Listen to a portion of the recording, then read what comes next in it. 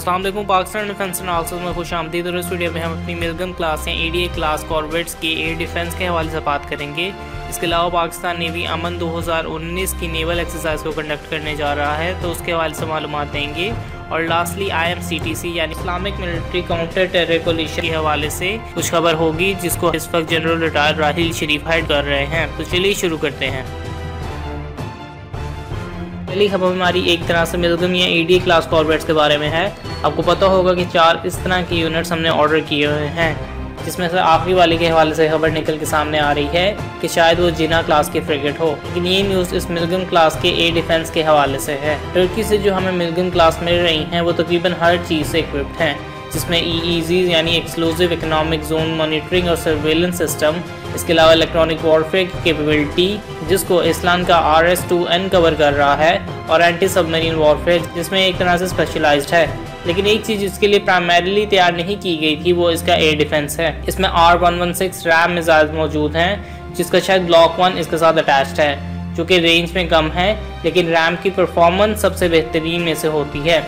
और ऐसा लग रहा था कि इसका ब्लॉक 2 जो कि इसका एडवांस वर्जन है वो पाकिस्तान को नहीं मिल पाएगा, क्योंकि ये USA और जर्मनी की जानिब से बनाया जा रहा है। इसके एडवांस ब्लॉक 2 वर्जन की बात करें तो 22 किलोमीटर से लेकर 25 किलोमीटर तक टारगेट को निशाना बना सकता है।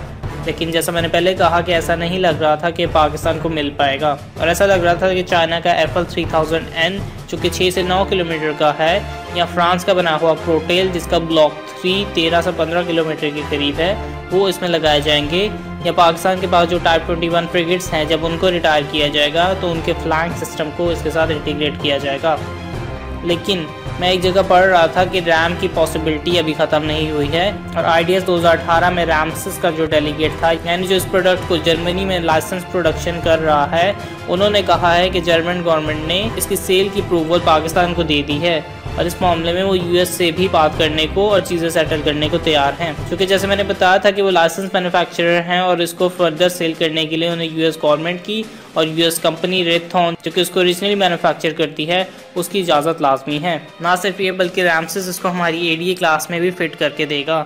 सिर्फ ये नहीं बल्कि जो इसके अलावा हमारी आने वाली शिप्स होंगी या मौजूदा शिप्स हैं, चाहे वो चाइनीज़ हो या दूसरे ओरिजिन की हो, उसमें भी इस सिस्टम को इंटीग्रेट कर सकते हैं। जर्मनी इस वक्त पाकिस्तान नेवी के फ्यूचर प्रोडक्ट्स में भी इंटरेस्टेड है। सिर्फ जर्मनी की अप्रूवल ही एक बहुत बड़ी चीज़ है। इसमें नेगेटिव चीज़ ये हो सकती है कि तमाम चीज़ें डोनाल्ड ट्रंप पे बेस करती हैं। अगर वो मान गए तो पाकिस्तान के पास एक बहुत ही एडवांस किस्म का air defence system Pakistan navy के लिए मौजूद होगा। देखते हैं कि ये ऑफर क्या फ्रूटफुल साबित होती है। तब तक के लिए हमें फिंगर्स क्रॉस ही रखनी चाहिए। इस साल फरवरी में पाकिस्तान नेवी 2 दिन की अमन 2019 नेवल एक्सरसाइज को कंडक्ट करेगा, और इस एक्सरसाइज को कराची में होल्ड किया जाएगा। इस हवाले से जो इवेंट्स परफॉर्म किए जाएंगे या जो स्केड्यूल फाइनलाइज हुआ है, वो इस महीने के आखिर तक मजीद रिफाइन हो सकता है। 2007 से पाकिस्तान ये एक्सरसाइज होस्ट कर रहा है, और तब से इसकी क्वालिटी और पॉपुलैरिटी में इजाफा होता जा रहा है।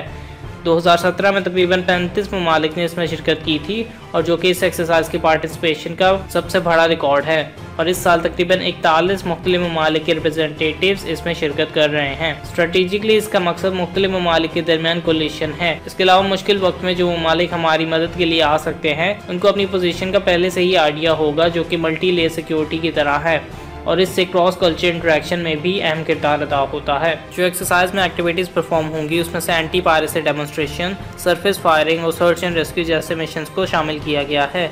इसके अलावा लैंड एक्टिविटीज़ में फ्रेंडली स्पोर्ट्स मैचेस और जो मुख्तलिफ एक्सपीरियंस काउंटर टेररिज्म ड्रिल्स में पाकिस्तान नेवी ने हासिल किया है, उसको डिस्प्ले किया जाएगा। इसका एक पहलू ये भी है कि इंडियन ओशन में इससे आप अपनी पोजीशन को एक अच्छे तरीके से रिप्रेजेंट भी कर सकते हैं। जितने ज़्यादा ममालिक इसमें शिरकत करेंगे, उतना स्ट्रॉन्ग मैसेज ही पाकिस्तान नेवी की जानिब से दुनिया को दिखाया जाएगा।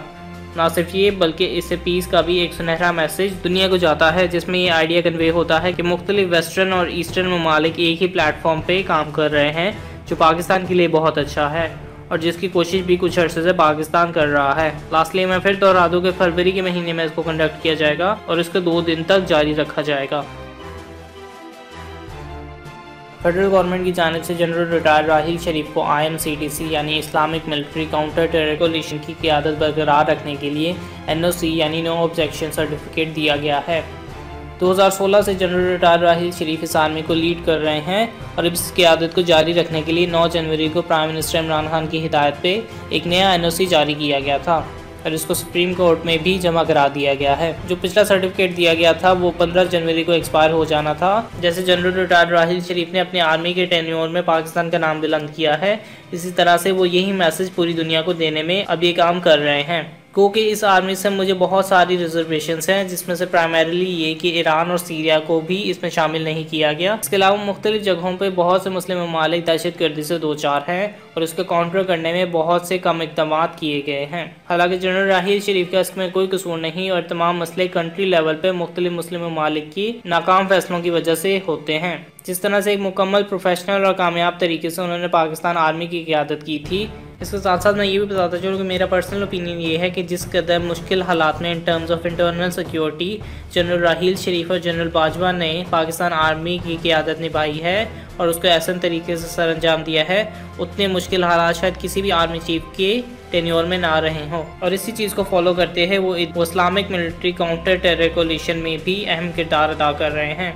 लेकिन जब तक मुस्लिम दुनिया में इत्तेहाद नहीं होगा और जब तक हम आपस में ही लड़ते रहेंगे तब तक इस आर्मी का फ़ायदा बहुत ही कम है और इस आर्मी की पूरी सलाहियत से हम किसी भी तौर पे फ़ायदा नहीं उठा सकेंगे। और इसमें अगेन मेरा पर्सनल व्यू ये है कि इसमें ख़ास तौर पे सऊदी अरब को ज़िम्मेदारी उठानी चाहिए, जो कि ना सिर्फ ईरान के साथ बल्कि टर्की के साथ भी बहुत मुश्किल ताल्लुकात रखता है। हालांकि उनको मुस्लिम दुनिया में एक अहम लीडर के तौर पे किरदार अदा। तो आज के लिए इतना ही। Like this video, subscribe. अगर आपकी कोई फीडबैक है तो उसे कमेंट बॉक्स में ज़रूर डालिए। तब तक के लिए पीस आउट। पाकिस्तान जिंदाबाद।